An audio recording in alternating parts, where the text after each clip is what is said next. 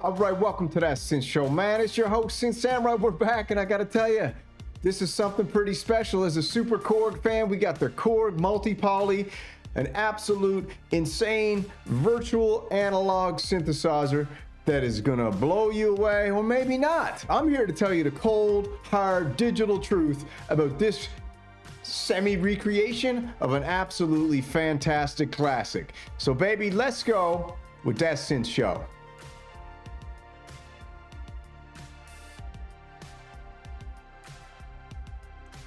All right, here it is, man. It's absolutely gorgeous. Wood end cheeks. Let's get right into it. Today, we're going to check out a couple videos on this. I'm going to give you the cold, hard, digital truth about it and what I think, some pros and cons, maybe something like that. But look at it, man. And first, before we get that, I just want to give a shout out to the Pro Synth Network. They've been super supportive of Synth Samurai's channel. From us, the Bro Synth Network, I just want to say thank you guys, man. It's all love. We're going back and forth sometimes, a little WWE, you know, it gets a little testy, but man, thank you, man. You guys are amazing. Love your show. All the samurais, get over there and support the Pro Synth Network. They're a bunch of cool cats, man. And like I said, from the Bro Synth Network to the Pro Synth Network, let's do it, baby. All right, so back to business. We got 4 oscillators, noise generator, 4 looping DSR,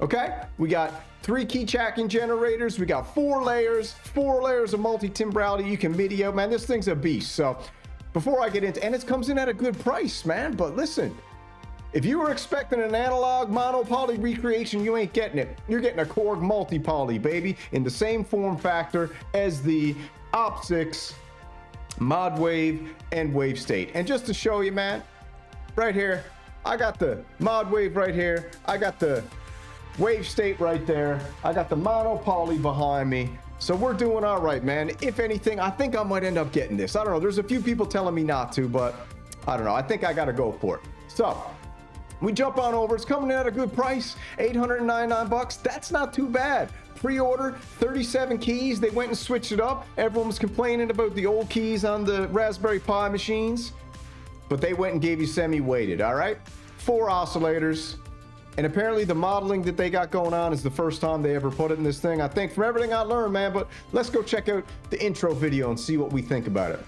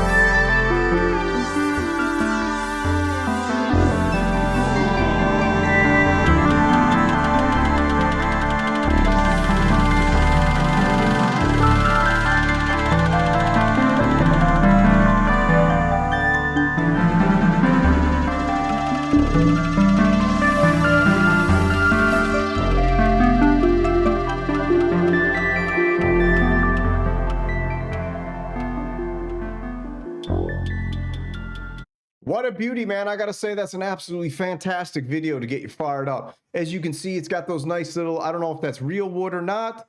I haven't confirmed that yet, but it's a cool touch. And like I said, if I jump over to my studio shot right here, I got the mono-poly right here by Behringer. Obviously, it's a clone because I'm a Behringer bro. And I can't get a hold of the KORG mono-poly. But it's got the similar look, and this is what I'm saying, man. If I had that and the mono-poly, that'd be pretty cool. I don't know. I think it'd be very, very cool. Very cool. So we jump back. Let's go check out what some of the people do. I wanted to show you Synth Anatomy. It's got a great news website right here, and they went and did some question time with the R&D over at KORG. And here's some questions they did, man. They want to know what was going on. They said, yeah, it's a Raspberry Pi in there. It's got the Compute Module 4 as the Wave State Mark II and the MODWAVE Mark II, all right? So it's all the same platform, very, very similar. We keep rolling down.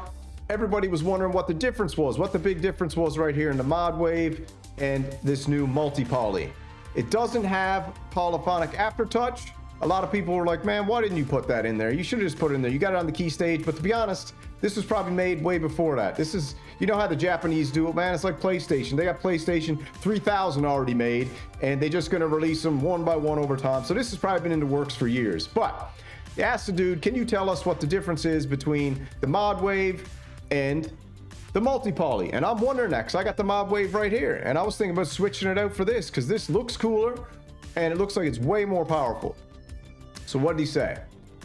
Dan Phillips and his team R&D denied that they were the same and said this: classic and wave shaper oscillator types and pulse width modulation on the wave shapers. That's one difference. Dual filters versus a single filter on the MODWAVE. Completely rewritten filters, including all the ones that have similar names to those in the MODWAVE. New modeled filters, Mini, Pro, SEMP, and ladder high pass, band pass, in addition to the mono poly and MS-20 low pass, high pass. It's got an audio rate, filter cutoff modulation, oversampling for high fidelity, virtual choice cards, or virtual voice cards, and voice variation. New envelope structure with delay, hold, level, overshoot, and addition. Modeled portamento with vintage linear, sequential, vintage exponential with the ARP, and most Moogs, vintage mini, different from the modulars and different from the Voyager, and a vintage MS-20. So here's some of the differences. Modeled VCA responses per voice, anti-aliased drive, 4 layers with layer rotate. All in all, very, very impressive synthesizer. So let's jump on here, but it's digital. Guess what? It's the age of the digital, man. This is what it seems like. You got things like Roland Juno X series, the Cloud. You got KORG with all their digital emulations are coming out with the Raspberry Pis. I can only imagine what they got in store for the future. But here, let's check out our boy over at KORG UK and just watch this for a quick little second. And then I'll give you my exact thoughts on it. Because I didn't get sent one of these, so I'm going to tell you exactly what's up. And I might even buy it out of my own money and give it a shot, because I absolutely love the OP6, the wave state, and the MODWAVE. So why not add the multi-poly, baby? Come on.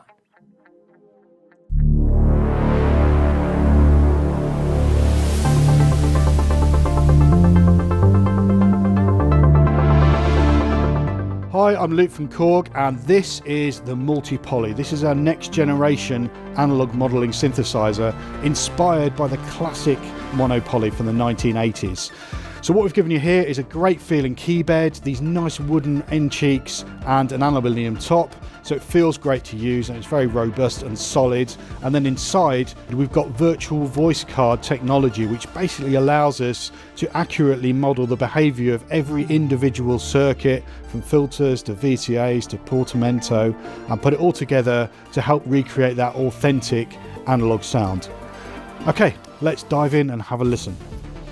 So the structure of this synth is based around these 4 layers. So you have 4 layers and you can turn them on and off by double tapping the buttons here. And then in each of those layers, you have 4 oscillators, just like the original monopoly. So stop it here. I'll just do a play-by-play because it's easier that way. One thing I don't like about this right here, let me go over to the Titantron. One thing I don't like is this screen. I've got this screen on. It's not a bad screen. It's just tiny and it's makes you dive the menu overly. And when they went and released the Micro KORG 2 with the big color screen, man, wouldn't it have been so amazing if we could have got the color screen on this thing where we didn't have to menu dive so much? That would have been fantastic. So that's one negative where I'm like, but it's $899, you know? It's going to be $699 after a year, $499 probably after 3 years, because KORG has a way of depreciating their products. Strange. So 1, 2, 3, and 4, and again we can just turn them on and off. So let's just listen to oscillator 1. So we've got a detuned saw wave there because we're using our classic waveforms. So we got classic waveforms, we got digital waveforms, and we got wave shaper. This is a beast, man. It's a beast. So and then we can go through, look at the different waveforms. So let's have a look at a pulse wave, and then of course we can manipulate that using these controls, and you can see on the screen there, that's pulse width. But not only that, you've got digital waveforms as well. So these are inspired from our MODWAVE, and they're actually wavetables, which means we can actually sweep through the different waveforms. It just looks awesome, man. You know I'm a sucker for looks, bro. I'm a sucker for looks. This looks absolutely fantastic. Again, just by using this control here. So we have wavetables, and then we have over 200 of these built in. So let's check out a different one. And again, you can see that sweeping through. Plus, we have the option to use a wave shaper waveform as well. So that can either be a triangle or a sine. And then we can use different shaper models to add extra harmonics to our sound, like this.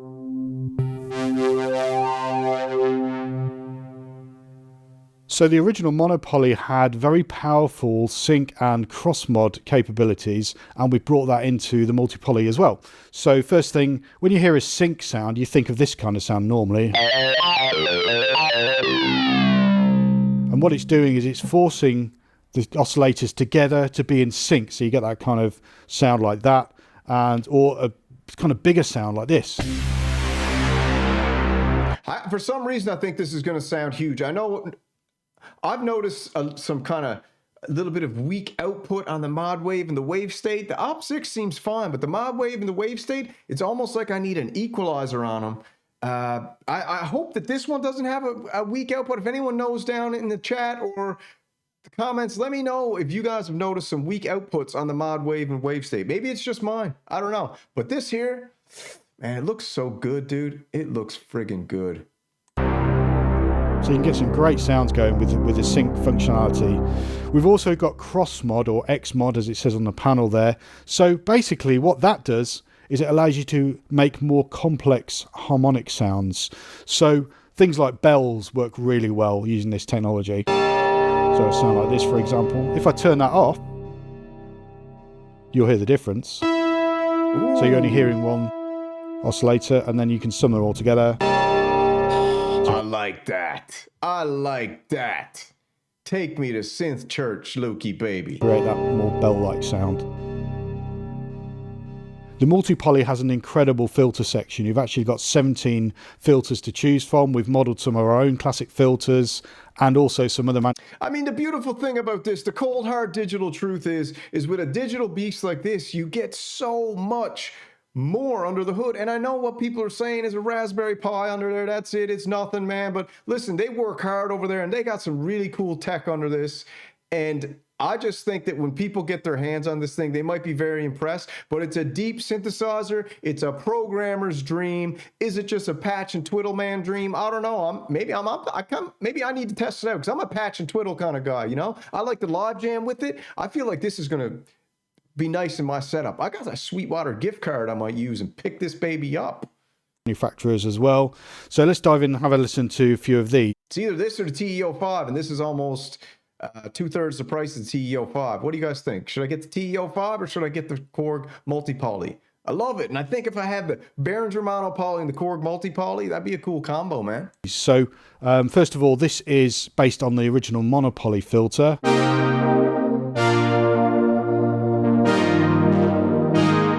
Let's sweep through the filter.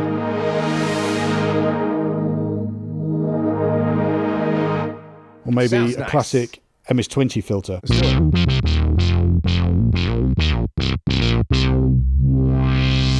So we modelled the low pass and the high pass version.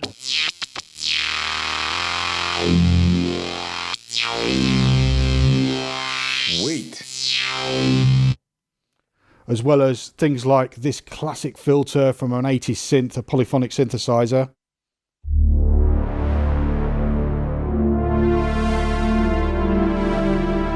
All right, buying it right there just because of that patch. I'm buying it.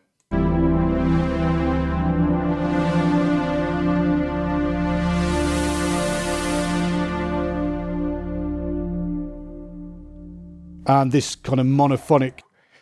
That sounded nice. Come on, man. All the haters, that sounds good, man. I know KORG ain't been getting too much love. I've been hard on KORG too. The only thing I'm hard on this for is, man, the cold hard digital truth is that this digital synthesizer, I think, is pretty friggin' amazing, man. Does it got some things it's lacking? Yes, they say it's lacking polyphonic aftertouch and aftertouch. I don't know why they wouldn't have thrown that in there, but they're gonna probably throw it in on the SE version for sure. I did hear today that they've got polyphonic aftertouch and channel aftertouch enabled. So if you MIDI into it through say a Hydrosynth Deluxe or something that has like their key stage, you can get aftertouch capabilities after this polyphonic, and that would just take it to a whole nother level. Synth, which are very famous for leads and basses.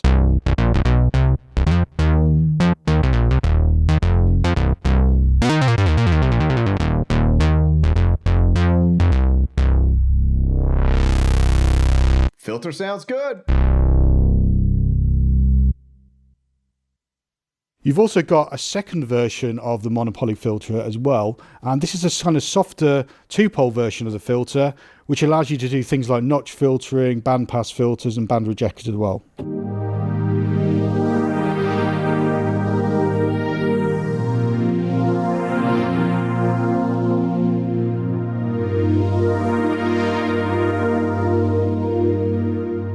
And because you have two of the... It does. I wish they did put polyphonic aftertouch in it though.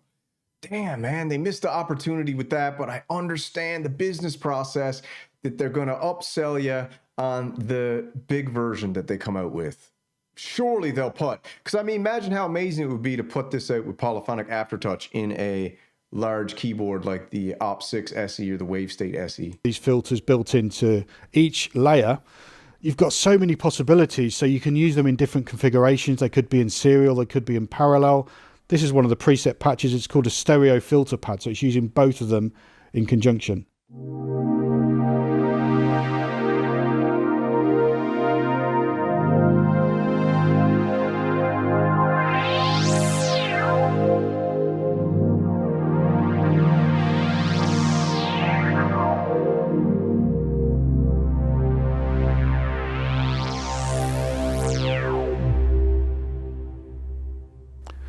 So because Awesome, man. What's this video? 18 minutes? Should we go a little longer? we have 4 layers, A, B, C, and D, Why not? Why not a little longer? We got to hang out for a little longer, right? we can actually get some quite complex patterns going and different sound layers and all sorts. So check out this preset here.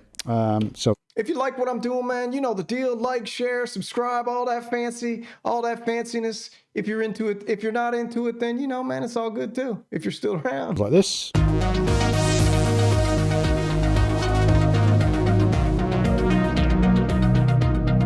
So there's quite a lot going on there. Let's try and deconstruct that. So by double tapping these buttons, I can actually turn on and off different parts. So if we just go with layers B and D, it's given us a drum groove and a bass line effectively. The synthesis, the MODWAVE, the Op6, and the Wavestate, they're all super intuitive. They're super intuitive synthesizers. Once you know, you start to know your way around. It's kind of cool when you got like that. One guy told me the other day, is like when you got a lot of synthesizers sound the same, you're going to have one that's your favorite. So that's when you might have to start sending the kids off to college, aka the synthesizers must be sold and replaced with ones that add more variation to your setup. But I think that multi-poly is going to look good right there, and then it's going to be a competition between that one and then the King KORG Neo, and I got all the KORG Pokemon. So that's cool, if you ask me. And if we add in layer C, we can actually see the volumes of them all here as well. Layer A, another sequence.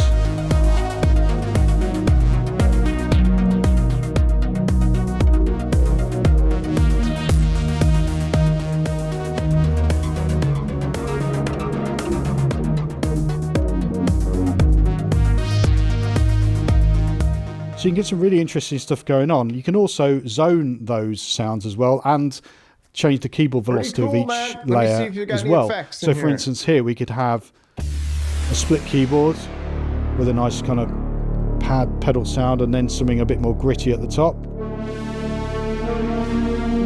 It's cool. 4-part multi-timbral is huge.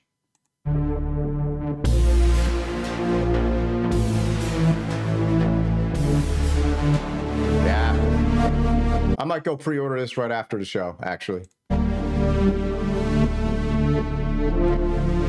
So it's got the Kaoss pad up in the top, same as the MODWAVE. A lot of people were like, why didn't they just do an update to the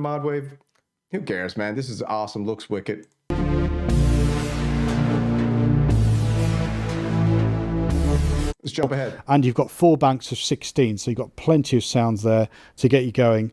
It also means we've got smooth sound transitions built in as well. What that does is it allows me to play a sound, change sound, and then that previous sound doesn't disappear. Thank God. So it makes the whole thing much smoother. Thank God. When you're live playing too, this is what I like about the KORGs. When you're live playing, you get the smooth transition. You can change a patch and it doesn't mess your whole thing up, man. It's cool. That and much more musical. It also allows me to do things like this, where I can sustain a sound on one sound, change sounds, and then play over the top. Almost like a freeze function and then play over top, because this has got, I think it's got 64 voices.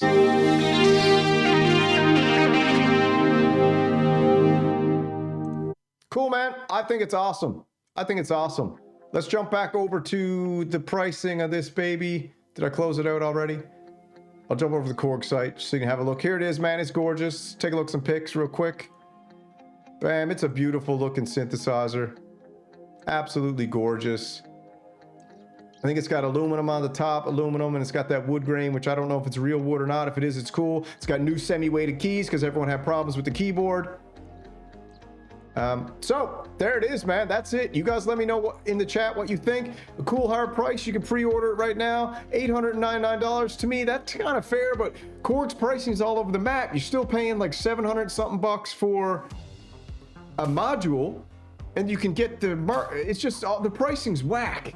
But this here, $899, this will probably come down in price in a year or two. You'll probably be able to pick it up for $699, but I might get it for $899 because I'm a big KORG fan, man. I'm in love with the KORG. I'm in love with the Raspberry Pis. I think they sound fantastic, and for my workflow, they're awesome. So if you want the cold hard digital truth, the cold hard digital truth is that digital's the future, hybrids are the future, analogs are the past, but they're still amazing. And the fact that there's companies out there still making awesome analog synthesizers, Threadbox, Behringer, Moog, Sequential, you know, you got all these Oberheim, you got these companies still making awesome analog synthesizers. Some people think they're scams. I think it's all awesome, man. I think everything's a scam if you want to call it a scam, you know. But anyways, before I go, I just want to say, I want to shout out the Pro Synth Network again. I want to thank you guys so much for all the support you've shown the channel. You've helped us build a cult-like following.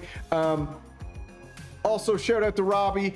Absolute professional. He's treated me so well behind the scenes. Shout out to Wagyu and Synth Addict and the moderators for all the synth streams out there. They've treated me so well behind the scenes too.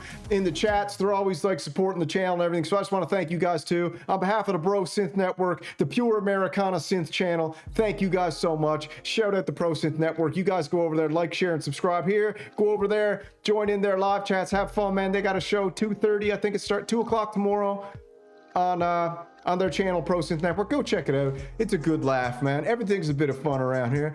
And thank you for joining me. That's that synth show, baby. Sloop, sloop.